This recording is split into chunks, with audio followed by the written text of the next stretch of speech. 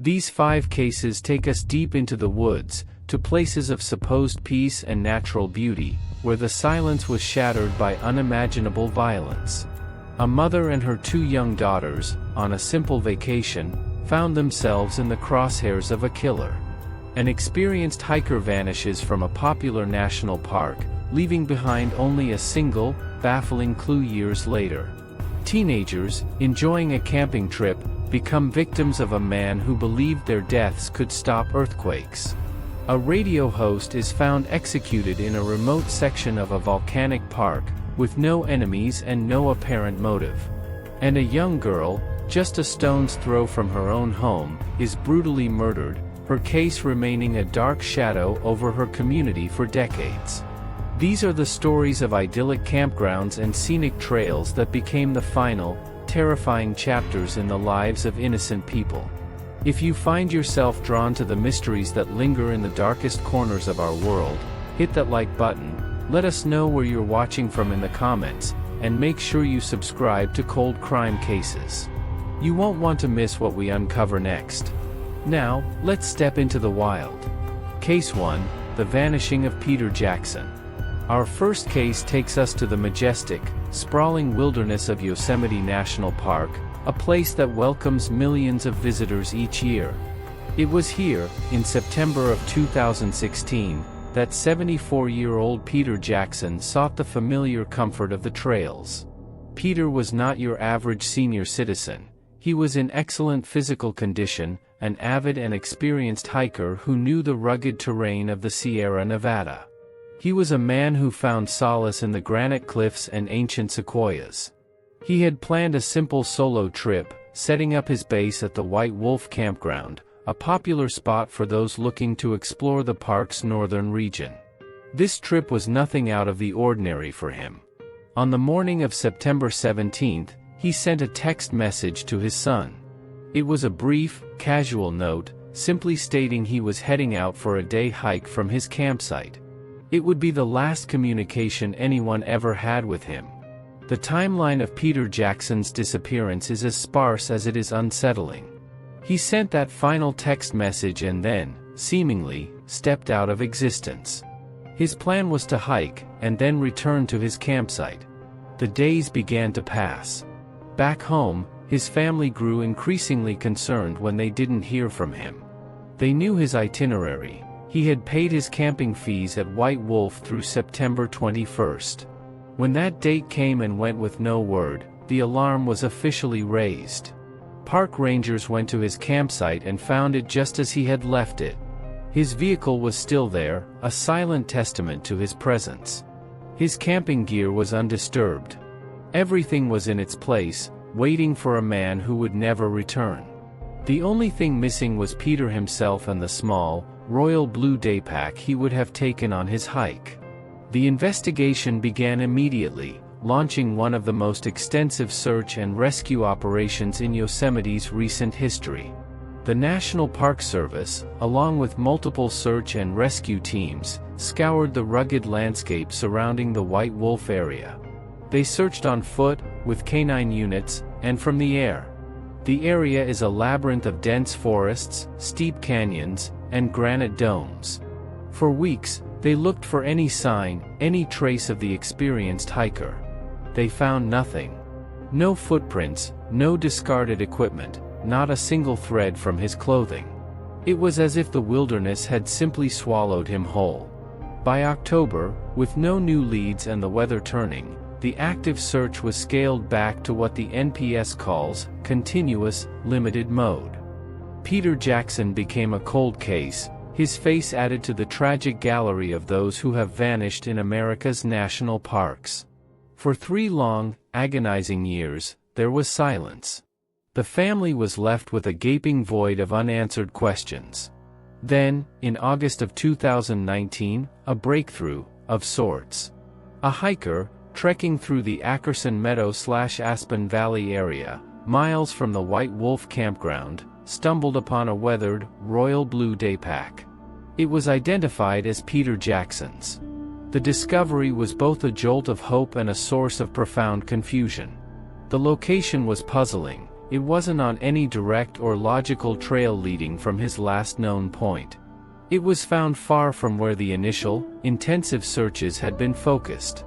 Investigators descended on the new location, hoping this single clue would unlock the entire mystery. But the hope was short-lived. A meticulous search of the surrounding area yielded no other signs of Peter. No human remains, no clothing, no other personal effects. Just the backpack. This leads us to the theories.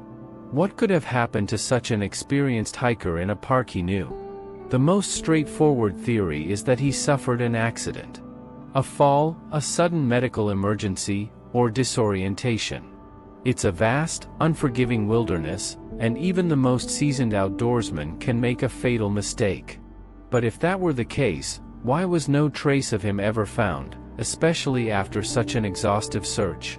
And why was his backpack found so far off any known trail, in an area he had no known reason to be in?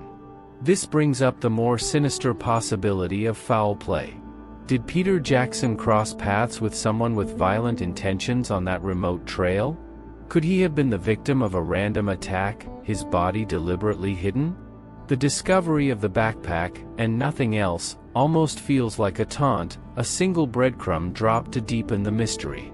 Or perhaps Peter, for reasons unknown, decided to disappear on his own terms. His family insists this is completely out of character for the devoted family man. Peter Jackson's case remains open, a haunting question mark hanging over the stunning landscape of Yosemite. He walked into the wilderness for a day hike and vanished, leaving behind only his car and a backpack found years later. What do you believe happened to Peter Jackson? Was it a tragic accident, a calculated act of violence, or something else entirely? Let us know your thoughts in the comments below. Now, we turn from a case of vanishing to one of solved, but no less horrifying, brutality. We're heading to the trails of Marin County, where a predator known as the Trailside Killer stalked his victims. Case 2, David Carpenter's Trailside Killings. In the late 1970s and early 1980s, the scenic hiking trails of Northern California, particularly in Marin and Santa Cruz counties, became hunting grounds. These paths, meant for recreation and escape, were transformed into sites of terror by a man who would come to be known as the Trailside Killer. His name was David Carpenter. Carpenter was a predator who exploited the very sense of peace and isolation that drew people to the outdoors. He targeted women who were hiking or jogging alone, turning their moments of solitude into their last. His reign of terror cast a long, dark shadow over the Bay Area's vibrant outdoor community, making people question the safety of the very places they once cherished. The timeline of Carpenter's murders reveals a methodical and terrifying pattern. Between 1979 and 1981, he embarked on a spree of violence. While he is confirmed to have killed at least 7 people, his focus on state parks near San Francisco is what earned him his moniker. In Mount Tamalpais State Park, a jewel of the Marin headlands, the horror became undeniable. In March of 1980, the body of 23-year-old Etta Kane was found. She had been shot. Just a few months later, in October of 1980, 20-year-old Ellen Hansen, a student at UC Davis, went for a hike on the same mountain.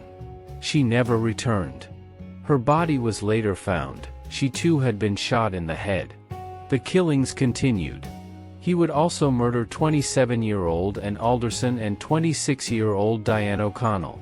In the Santa Cruz Mountains, his victims included Heather Skaggs, who was a co-worker of Carpenter's, and Cindy Moreland.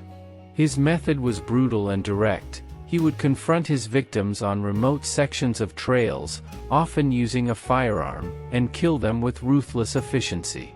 The discovery of each new victim sent fresh waves of panic through the community. The trails emptied. A lone woman walking in the woods was no longer a picture of peace, but one of potential peril. The investigation was a massive, multi-jurisdictional effort. Police in both Marin and Santa Cruz counties were desperate to find the man responsible for the string of brutal, seemingly random attacks. They had descriptions from witnesses who had seen a suspicious man lurking near the trailheads, but Carpenter, who had a severe stutter and was a convicted felon with a history of sexual assault, managed to evade capture. The break in the case came not from forensics, but from a survivor. In May of 1981, Carpenter attacked two women, Ellen Hansen's hiking partner, and another woman in a separate incident at Point Reyes National Seashore. This second woman, Lois Rinna, miraculously survived being shot multiple times. Despite her grave injuries, she was able to provide investigators with a detailed description of her attacker. Her coworker, who was with her and also shot, tragically died. The survivor's description, along with information from Hansen's surviving partner, led police to zero in on David Carpenter. He was arrested in May 1981. Ballistics tests quickly linked his firearm to the murders, and DNA evidence, though in its infancy, further solidified the case against him. The trial of David Carpenter laid bare the depth of his depravity. He was a man who moved through society, holding down jobs, yet harbored a dark, violent secret. Interestingly, due to his age and the location of his crimes, he was even investigated as a potential suspect in the infamous Zodiac killings that had terrorized Northern California a decade earlier, though he was ultimately cleared of any involvement in that case. He was not a cryptic mastermind sending letters to the press. He was a straightforward, brutal killer who found his victims in places of vulnerability. The very randomness of his choices, aside from his preference for lone female hikers, is what made him so terrifying. There was no way to predict who he would target next. His motive appeared to be simple: monstrous power and control. The story of the Trailside Killer is a chilling reminder of how a place of beauty can be corrupted by human evil. David Carpenter was convicted of 7 murders and sentenced to death. Now in his late 80s, he remains on death row at San Quentin State Prison, a living relic of the terror he inflicted. The trails he haunted are once again filled with hikers and nature lovers, but the memory of his crimes lingers. How does the knowledge of cases like this change the way you view personal safety in public spaces? Does the fact that such violence can occur in serene, natural settings make it even more disturbing? Share your perspective in the comments. Next, we stay in the Santa Cruz Mountains for a case that is, if possible, even more bizarre and tragic, involving 4 teenage boys and a killer who believed he was preventing earthquakes. Case 3, Herbert Mullin's camping murders. In the winter of 1972 and 1973, a wave of terror gripped Santa Cruz, California. The perpetrator was not a calculating predator like David Carpenter, but a man in the throes of a profound and violent psychosis. His name was Herbert Mullin. Mullin, a former, most likely to succeed, high school graduate, had descended into paranoid schizophrenia. In his fractured reality, he was a hero. He believed that the Great San Andreas Fault was overdue for a catastrophic earthquake, and that the only way to prevent it was through a series of human sacrifices. He believed that voices, which he attributed to his father, were commanding him to kill to save California from destruction.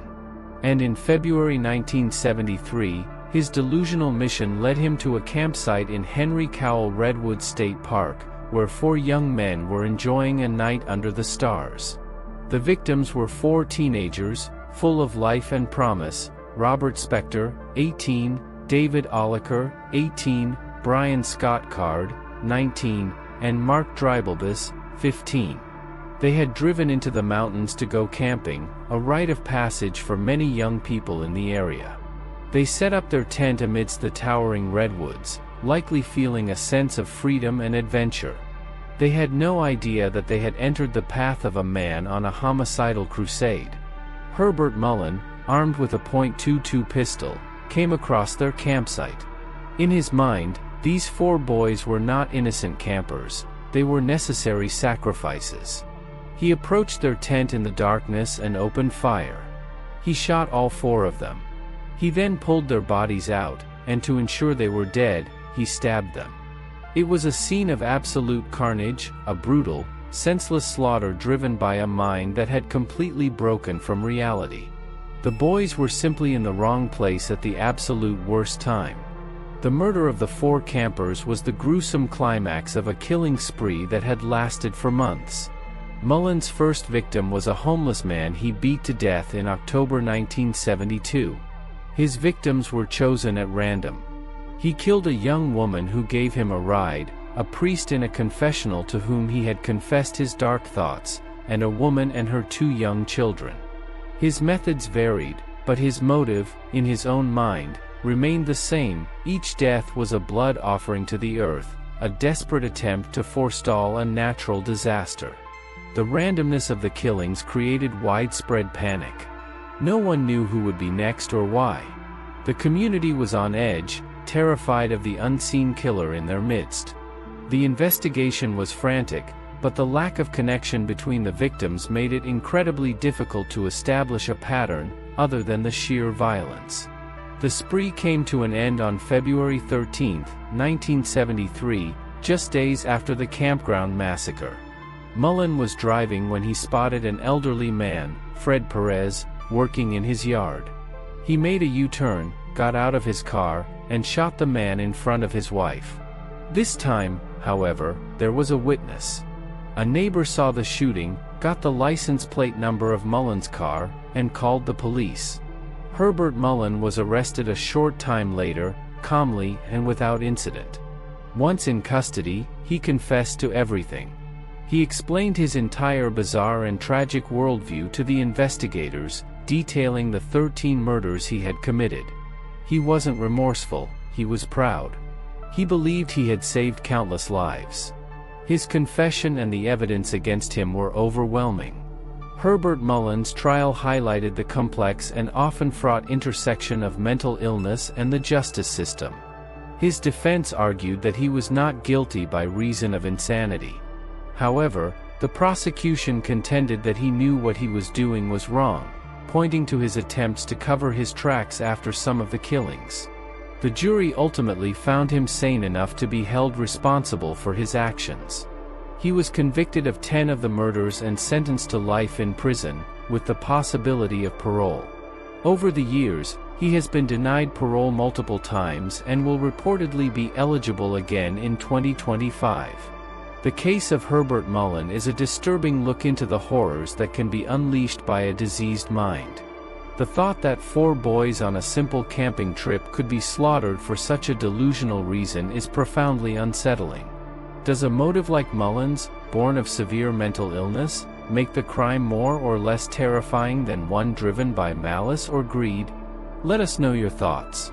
Now we travel from the mainland to the islands, for a case that is just as baffling, involving a park administered from California jurisdiction.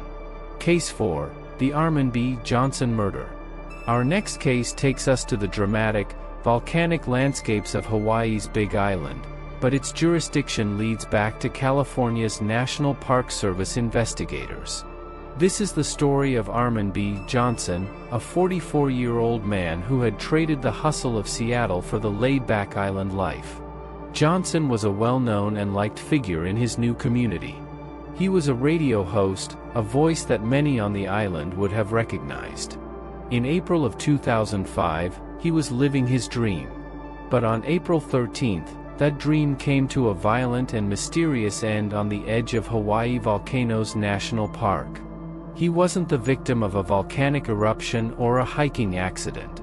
Armin B. Johnson was murdered, execution style. The timeline of Johnson's last hours is murky, but the discovery of his body is chillingly clear. A visitor to the park, exploring near the Kahuku Ranch unit at the southern boundary, stumbled upon a horrifying scene. About 100 yards off the Mamalahoa Highway, a main thoroughfare, lay the body of a man. It was Armin Johnson. He was dressed casually, in a tank top, shorts, socks, and slippers, hardly the attire for a rugged trek through volcanic fields. The evidence at the scene told a grim story. Johnson had been shot once in the upper back or neck. The placement of the wound, and the state of the scene, strongly suggested to investigators that he was killed right where he was found. This wasn't a case of a body being dumped, this was the kill site. The remote, isolated location, just off a major road, was a place where a gunshot might go unheard, a place where a killer could act with a degree of confidence. The investigation was immediately launched by the National Park Service's Investigative Services Branch, the same agency that handles cases in Yosemite, along with the FBI. This cross-jurisdictional effort brought significant resources to bear on the case. But from the beginning, the investigation was hampered by a profound lack of leads. Johnson was described by friends and colleagues as a kind, easygoing man. He didn't seem to have any known enemies. There was no obvious motive for his murder. It didn't appear to be a robbery gone wrong, as his personal effects were not immediately reported as stolen. The execution-style nature of the killing suggested something personal, or perhaps something related to a hidden aspect of his life that investigators have yet to uncover. They interviewed friends, family, and colleagues, trying to piece together his final days and identify anyone who might have wished him harm. But the trail went cold almost as quickly as it began. Years have passed, and the case of Armand B. Johnson remains stubbornly unsolved. The National Park Service and the FBI are still actively seeking information and are offering a $10,000 reward for any tip that leads to a resolution. But without a clear motive, a weapon, or a suspect, the case is a frustrating puzzle. Several theories have been considered. Was it a random encounter with a violent individual on that lonely stretch of road? Or was Johnson lured to the location by someone he knew and trusted, only to be betrayed and murdered? Could his work as a radio host have somehow made him a target? Investigators have explored all these avenues, but each one has led to a dead end. The setting itself adds to the eerie nature of the crime. Hawaii Volcanoes National Park is a place of primal forces, of creation and destruction. For a man's life to be taken so coldly amidst such raw natural power is a chilling juxtaposition. The murder of Armand B. Johnson is a cold case that haunts both the Big Island community and the law enforcement agencies tasked with solving it. A well-liked man was executed in a beautiful, remote location, and to this day, no one knows who did it or why. The silence surrounding his death is almost as loud as the single gunshot that ended his life. What do you think is the key to solving a case like this, with so little evidence to go on? Is it a forgotten witness, a secret Johnson kept, or a killer's eventual confession? Share your theories in the comments. For our final case, we return to the mainland, to San Jose, where the murder of a teenage girl near a local park has remained a community's open wound for decades. Case 5, the Marcy Renee Conrad murder. Our final case brings us to San Jose, California, in the year 1984. It revolves around a 15-year-old girl named Marcy Renee Conrad. Marcy was at that delicate age, on the cusp of adulthood, with her whole life ahead of her. She was a typical teenager, navigating school, friendships, and family. But in the spring of 1984, her future was stolen from her in the most brutal way imaginable. The area where she lived was suburban, a place of supposed safety, bordered by open spaces and creeks with recreational trails, places where kids could explore and feel a sense of freedom.